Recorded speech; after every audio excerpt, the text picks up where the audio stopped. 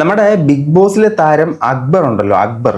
ഈ അക്ബറിനെ ഫസ്മിന സാക്കിർ എക്സ്പോസ് ചെയ്തിരിക്കുകയാണ്.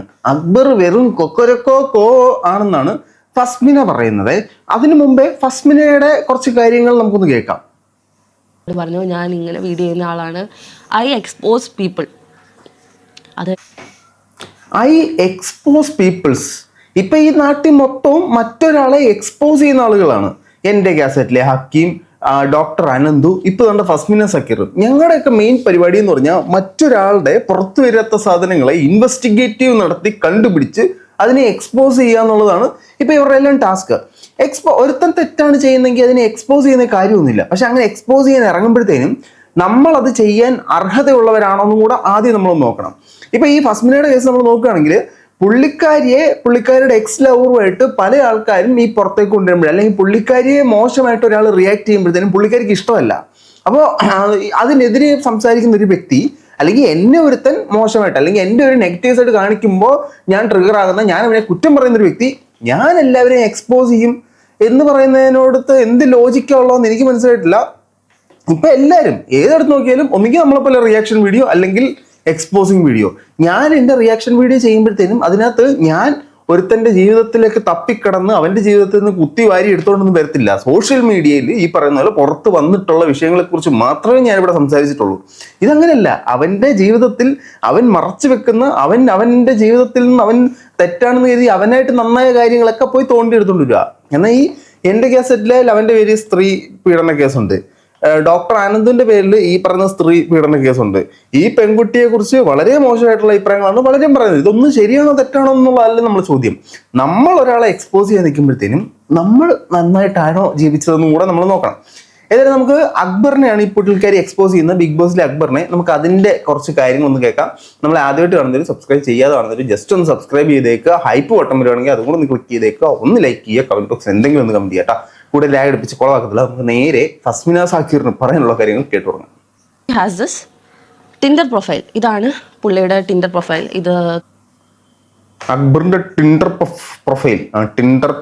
അക്ബർ ഖാൻ, 32 വയസ്സ്. ഈ അക്ബർ ഖാൻ എന്ന് പറയുന്ന വ്യക്തി കല്യാണം കഴിഞ്ഞൊരു വ്യക്തിയാണ്. പുള്ളിക്കാരൻ ബിഗ് ബോസിൽ നിന്ന സമയത്ത് പുള്ളിക്കാരന്റെ PR ആയിട്ട് വർക്ക് ചെയ്തത് പുള്ളിക്കാരന്റെ ഭാര്യയും പിന്നെ അതിന്റെ കൂടെ വേറൊരു PR. അപ്പൊ മുന്നിൽ നിർത്തി ഇതാണ് എന്റെ PR കാണിക്കാനായിട്ട് ഭാര്യയും, അല്ലാതെ ശരിക്കും വേറൊരു PR ഉണ്ടായിരുന്നു. അപ്പൊ പുള്ളിക്കാരൻ ഓൾറെഡി മാരീഡ് ആണ്. മാരീഡ് ആയ വ്യക്തി ടിൻഡറിൽ അക്കൗണ്ട് എടുത്തിട്ട് ഡിങ്കോൾഫ് ചെയ്യുകയാണെന്നാണ് പുള്ളിക്കാർ പറയുന്നത്. നമുക്ക് അതിലേക്കൊക്കെ വരാം. കഴിഞ്ഞ ദിവസം എനിക്കൊരാൾ അയച്ചു തന്നെയാണ്. അപ്പം ഈ ടിൻഡർ പ്രൊഫൈൽ നിങ്ങൾക്ക് കാണുമ്പോൾ നിങ്ങൾക്ക് ഫസ്റ്റ് വരുന്ന ഡൗട്ട് എന്താണെന്ന് വെച്ചാൽ, ഇസ് ദിസ് അക്കൗണ്ട് ഫേക്ക്? ഇത് ഫേക്ക് ആയിക്കൂടെ? എന്തിനാണ് ഫേക്ക് ആയിട്ടുള്ള ഒരു കാര്യത്തിനെ പറ്റി ഒന്ന് സംസാരിക്കുകയാണോ എന്ന് ചോദിക്കുന്നത്. അപ്പോൾ ഇത് ഒരു സെലിബ്രിറ്റി ആയിട്ടൊരാള്, അല്ലെങ്കിൽ ഒരു ഫേമസ് ആയിട്ടൊരാളുടെ ഒരു ടിൻഡർ അക്കൗണ്ട്, ഒരു ടിൻഡർ എന്ന് പറഞ്ഞു കഴിഞ്ഞാൽ ഒരു ഡേറ്റിംഗ് ആപ്പാണ്. ഈ ഡേറ്റിംഗ് ആപ്പിനകത്ത് ചെല്ലുന്നതിന്റെ പ്രധാന കാരണം ഫ്രണ്ട്സിനെ ഉണ്ടാക്കാനാണ്. മറ്റേ ഫ്രണ്ട് ആപ്പ് പോലെ ഫ്രണ്ട്സിനെ ഉണ്ടാക്കാനാണെന്നൊക്കെ പറയുമെങ്കിലും ഫ്രണ്ട്സിനെ ഉണ്ടാക്കാനൊന്നുമല്ല, മറ്റേ പെൺകുട്ടികളായിട്ട് പരിചയപ്പെടാനൊക്കെ വേണ്ടി തന്നെയാണ് ആൺകുട്ടികൾ എടുക്കുന്നത്. ആൺകുട്ടികളായിട്ട് പരിചയപ്പെടാനൊക്കെ തന്നെയാണ് പെൺകുട്ടികളും എടുക്കുന്നത്. Note that point your honour. അപ്പൊ അങ്ങനെ ഒരു ഡേറ്റിംഗ് ആപ്പാണ് ടിൻഡർ എന്ന് പറയുന്നത്. ടിൻഡറിൽ പുള്ളിക്കാരൻ അക്കൗണ്ട് ഉണ്ട്. പുള്ളിക്കാരൻ മാരീഡ് ആണ്. ഒരുപക്ഷെ ഇത് പുള്ളിക്കാരൻ വിവാഹത്തിന് മുമ്പ് സ്റ്റാർട്ട് ചെയ്തതാവാം, അല്ലെങ്കിൽ ഇപ്പോഴും കണ്ടിന്യൂസ്ലി തുറന്നുകൊണ്ടിരിക്കുന്നതാവാം. ടിൻഡറിൽ ഒരു അക്കൗണ്ട് തുടങ്ങുന്ന തെറ്റാണെന്ന് ഞാൻ പറയുന്നില്ല. പക്ഷെ പുള്ളിക്കാരൻ ഒരു കോഴി സ്വഭാവം ഉള്ളതായിട്ട് ഈ പെൺകുട്ടി ഫസ്മിന എക്സ്പോസ് ചെയ്തിട്ടുണ്ട്. എക്സ്പോസ് ചെയ്ത ആളെ കുറിച്ചിട്ട് എനിക്ക് ഈ ഒരു വിഷയത്തിൽ വലിയ താല്പര്യമില്ല. പുള്ളിക്കാരി എക്സ്പോസ് ചെയ്യുന്നതിനെ കുറിച്ച് എനിക്ക് താല്പര്യമൊന്നുമില്ല. കാരണം പുള്ളിക്കാരിയെ കുറിച്ച് പല കഥകളും പല ഇടത്തായിട്ട് ചുറ്റിക്കറങ്ങുന്നുണ്ട്. അപ്പോൾ പുള്ളിക്കാരൻ ഫേമസ് ആയ വ്യക്തിയാണ്. അത് പുള്ളിക്കാരൻ്റെ തന്നെ അക്കൗണ്ടാണ്. ബാക്കിയൊക്കെ മാച്ചായി കണക്റ്റ് ആക്കി. അത് കഴിഞ്ഞ് ഫസ്റ്റ് അവരുടെ ചാറ്റാണ്, ഫസ്റ്റത്തെ ചാറ്റാണ് ഞാനിവിടെ ഇടുന്നത്.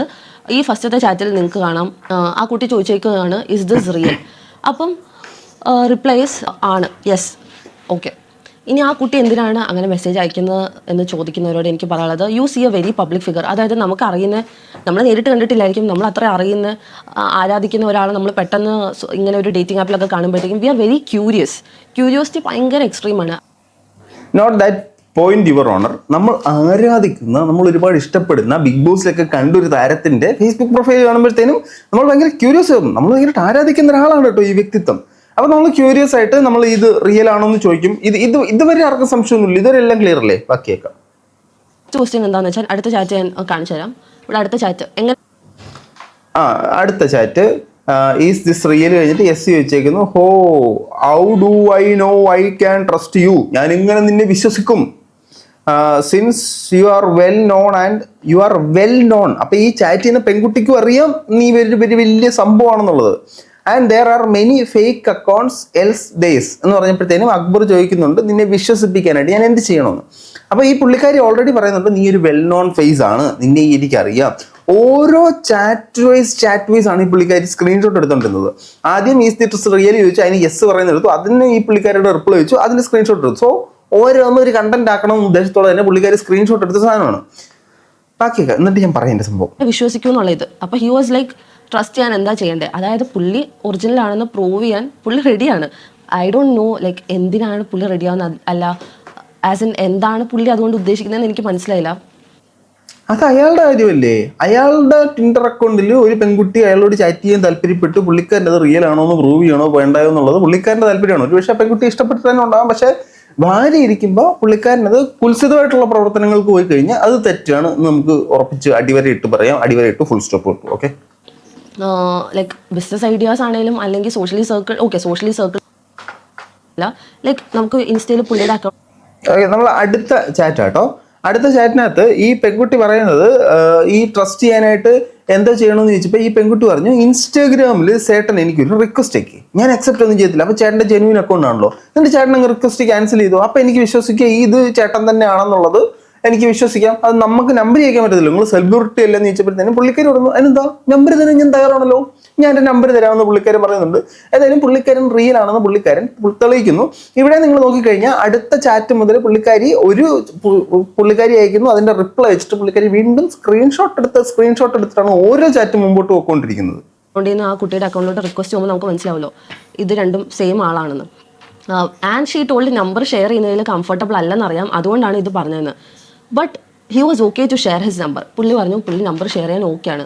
അപ്പം എനിക്ക് വന്നൊരു ഡൗട്ടാണ്, നമുക്ക് എല്ലാവർക്കും വരുന്നൊരു ഡൗട്ടാണ്, ഇത്രയും പബ്ലിക്കലി ഇത്രയും ഇപ്പോൾ ഈ ഒരു സ്പോട്ട് ലൈറ്റിൽ നിൽക്കുന്ന ഒരാൾ നമ്പർ ഷെയർ ആക്കുമോ, ഒറിജിനലി നമ്പർ ഷെയർ ആക്കുമോ എന്ന് നമുക്ക് തോന്നും. But yes, he shared his number.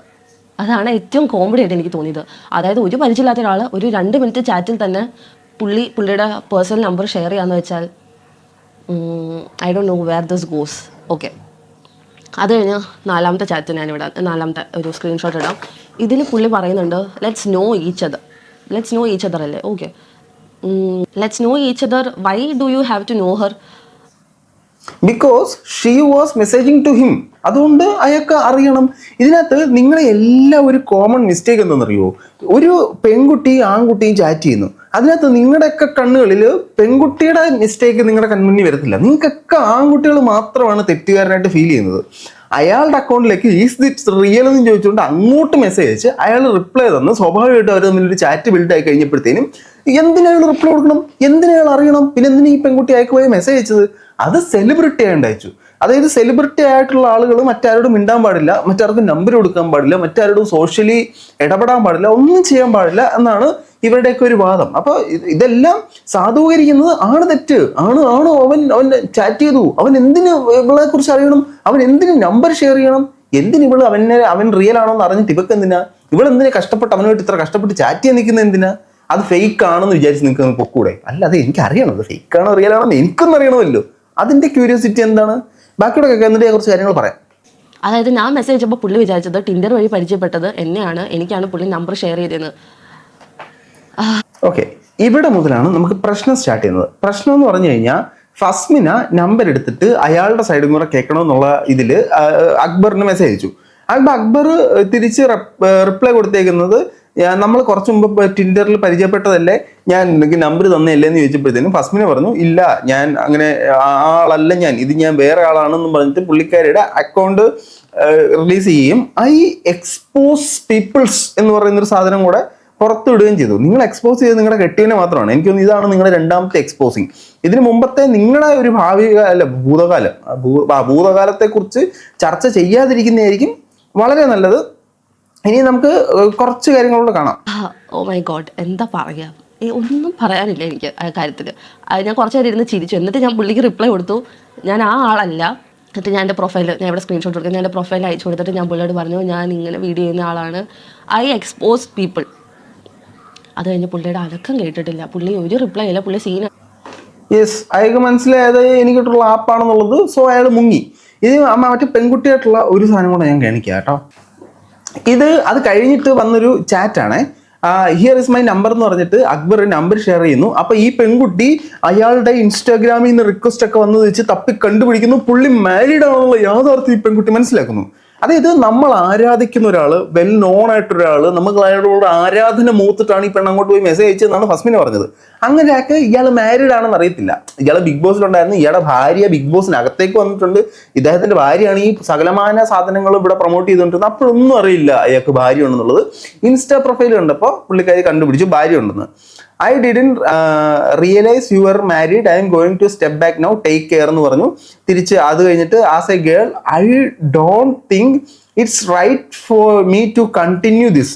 അതായത് കല്യാണം കഴിച്ചൊരുത്തനുമായിട്ട് ഇങ്ങനെ ഒരു ചാറ്റിലേക്ക് മുന്നോട്ട് പോകുന്നത് റൈറ്റ് അല്ല, കറക്റ്റ് അല്ല എന്ന് നിങ്ങൾക്ക് മനസ്സിലായി. അതുകൊണ്ട് നിങ്ങൾ സ്റ്റെപ്പ് ബാക്ക് ചെയ്യുന്നു എന്നാണ് പറഞ്ഞത്.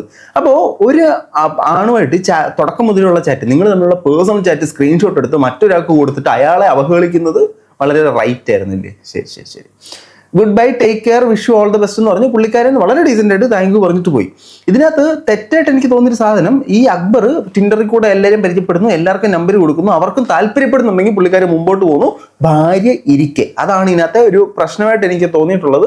പക്ഷേ ഇതിനകത്ത് നമ്മൾ കണ്ടുപിടുത്തേണ്ട ഒരു കാര്യം എന്ന് പറഞ്ഞാൽ, ഈ പെൺകുട്ടികൾക്കെല്ലാം ഇയാൾ മാരീഡ് ആണെന്ന് അറിയാം, എന്നിട്ട് ഇയാളെ കുറേ കുത്തി ഒഴുക്കി പോയിട്ട്, അല്ലെങ്കിൽ അത് അക്ബറിന് മെസ്സേജ് ഓരോ സ്ക്രീൻഷോട്ട് ബൈ സ്ക്രീൻഷോട്ട്, ഓരോ മെസ്സേജ് വൈസ് മെസ്സേജ് സ്ക്രീൻഷോട്ട് എടുത്ത് വെച്ചിട്ട് അവൻ വെറും മറ്റവനാട്ടോ എന്ന് പറയുമ്പോഴത്തേനും നിങ്ങളും അതേ മറ്റവൻ തന്നെയാണ്.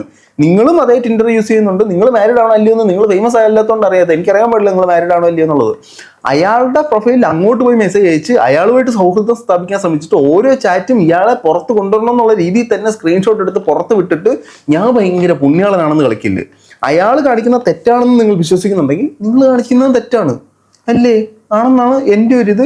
നിങ്ങളുടെയൊക്കെ അഭിപ്രായം തീർച്ചയായിട്ടും കമൻറ്റുകളായി രേഖപ്പെടുത്തൂ. അപ്പോൾ നമ്മൾ ഈ എക്സ്പോസ് പീപ്പിൾസ് എന്ന് പറഞ്ഞ് കുറേ എണ്ണം വരുന്നുണ്ട്, വീണ്ടും മുളച്ച് വരട്ടെ. എല്ലാവരും എക്സ്പോസ് ചെയ്തിട്ട് ഈ നാട്ടിലുള്ള എല്ലാവരും തണ്ടുകളാണെന്ന് തെളിയിച്ചേ മറ്റൊരു വീഡിയോ ആയിട്ടാണെന്ന് പറയാം.